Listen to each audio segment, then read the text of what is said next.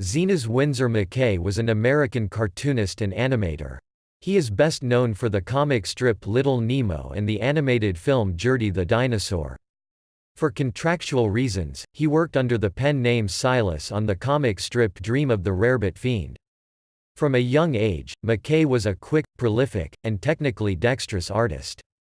He started his professional career making posters and performing for dime museums, and in 1898 began illustrating newspapers and magazines. In 1903 he joined the New York Herald, where he created popular comic strips such as Little Sammy Sneeze and Dream of the Rarebit Fiend. In 1905 his signature strip Little Nemo in Slumberland debuted, a fantasy strip in an Art Nouveau style about a young boy and his adventurous dreams. The strip demonstrated McCay's strong graphic sense and mastery of color and linear perspective. McCay experimented with the formal elements of the comic strip page, arranging and sizing panels to increase impact and enhance the narrative. McCay also produced numerous detailed editorial cartoons and was a popular performer of chalk talks on the vaudeville circuit. McCay was an early animation pioneer. Between 1911 and 1921 he self-financed and animated 10 films, some of which survive only as fragments. The first 3 served in his vaudeville act. Gertie the Dinosaur was an interactive routine in which McCay appeared to give orders to a trained dinosaur.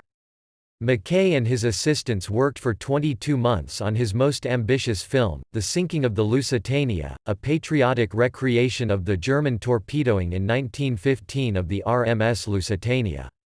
Lusitania did not enjoy as much commercial success as the earlier films, and McCay's later movies attracted little attention.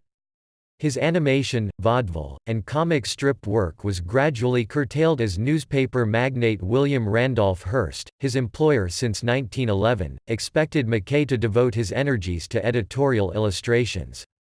In his drawing, McCay made bold, prodigious use of linear perspective, particularly in detailed architecture and cityscapes.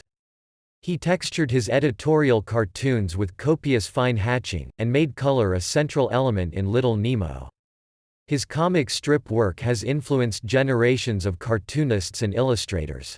The technical level of McCay's animation, its naturalism, smoothness, and scale, was unmatched until the work of Fleischer Studios in the late 1920s, followed by Walt Disney's feature films in the 1930s. He pioneered in-betweening, the use of registration marks, cycling, and other animation techniques that were to become standard.